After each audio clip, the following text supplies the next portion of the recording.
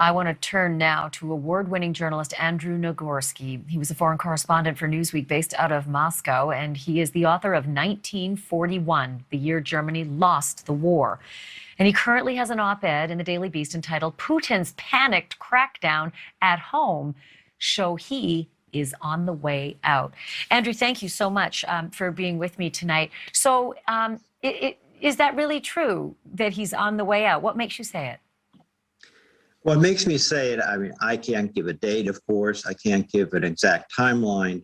But my feeling, having observed previous dictators, I covered Eastern Europe, I covered Moscow in the Soviet era and the post-Soviet era, I covered Poland, Czechoslovakia, Romania, when communist regimes seemed to be in total control, and then suddenly they weren't. And I just have the feeling that right now, Putin has gotten to the point where he is so isolated himself, and so he only has, as you say, this coterie of yes men, that he is miscalculating and overdoing it.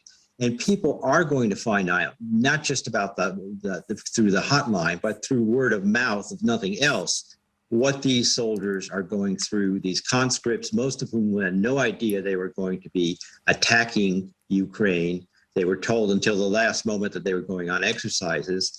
And now the fact that this resistance has held them up for 2 weeks is very impressive, and it's been done very smartly. It is still a very tough battle for the Ukrainians. They are outgunned, but the Russians are not performing anywhere near as well as certainly Putin expected them to perform. And it's always easier psychologically to be the defender than who knows you are fighting for your families, your homeland, than the aggressor who has no idea in many cases what they're doing there. Or where they are. I mean, the advantage of, home turf. And that's interesting. You say that, Andrew, because half of me wonders if it's the massive resistance that has, been the folly of Putin, or if it is that Putin just didn't get it. Maybe he just didn't get the new world. And we've seen that happen, before. Yeah. But I want to list a couple of things that sort of stand out. There's one general named Leonid Ivashov. He's a critic, which I don't understand how you can be a critic and still be alive, but he's got widespread support, apparently. This is one of Putin's generals, okay? And then there's a second Russian general named Vitaly Yerosmov, and he was killed last week. There are all these logistical problems. There is poor morale among the Russian soldiers, bad food distribution, etc. But is this too soon to say that all these things point to a turning point? It may be too soon to say, but first of all, a clarification about General Ivashov. He is a retired general. He retired about 20 years ago, but he was very much in that Soviet and then the Russian system. He was faithfully served the system. In 1968, he was one of the commanders in the invasion of Czechoslovakia.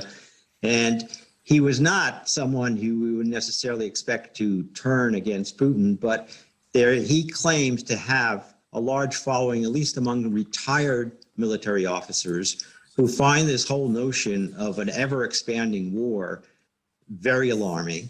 And they know it's nowhere near as easy as Putin has made it out to be. And now you have this, the classic mistake, and here we get into, if you want to get into the World War II analogies, of course, it's a very different situation, but when you had Zelensky in the House addressing the House of Commons, 1941, 40 was that period when Britain was standing alone, and they would say never surrender. And it was far from certain that they would be able to mobilize enough support to resist Hitler. Most of the continent was under Hitler's control.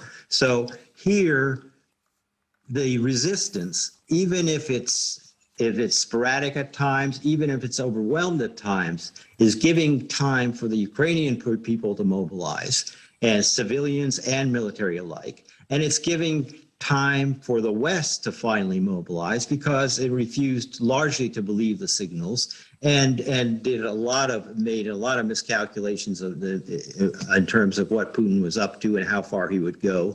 But now, finally, when Putin says we're surrounded by enemies, Well, it becomes a self-fulfilling prophecy. If you act the way Putin does, eventually you are surrounded by people who wish you all the worst in the world.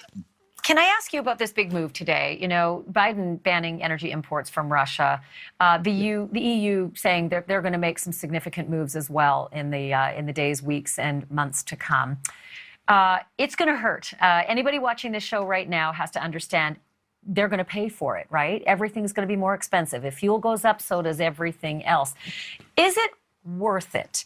Is it going to make Russia a painful place to live, thereby turning the people against Putin, and maybe ultimately he'll suffer what those before him did? It is worth it because, first of all, it should have been done a lot earlier. There were a lot of mistakes. The Germans pushing ahead with this pipeline to get such dependence on natural gas from Russia. The Biden administration did approve that pipeline, reversing the previous administration's decision, which I think was a mistake. We've cut down on our energy, and we were actually buying a few months ago a lot of oil a fair amount of oil from Russia, and actually asking them to produce more. You've got to be willing to make some sacrifices yourself, because Putin is your classic bully. He will push and badger as much as he can. And one of the reasons why he felt he could do this, he felt like all these signals show me that the West really isn't committed to stopping me. So I can go as far as I want. And now in order to stop that, the West has to begin to reorient itself. You can't do it overnight, especially in the case of Europe, but you can. And what's happening in Russia, the economy is really closing down in large parts of it. And that people will understand. This is a people that went through that Soviet period of total repression. Then they had an opening in the 80s, and then in the early 90s. And there are enough people alive to remember those bread lines. There are enough of them alive, to remember the way it was. Certainly are. I have to cut it there. Andrew, thank you so much. Thank you for watching. Click the red subscribe button below so you can get more of NewsNation's fact-driven, unbiased coverage.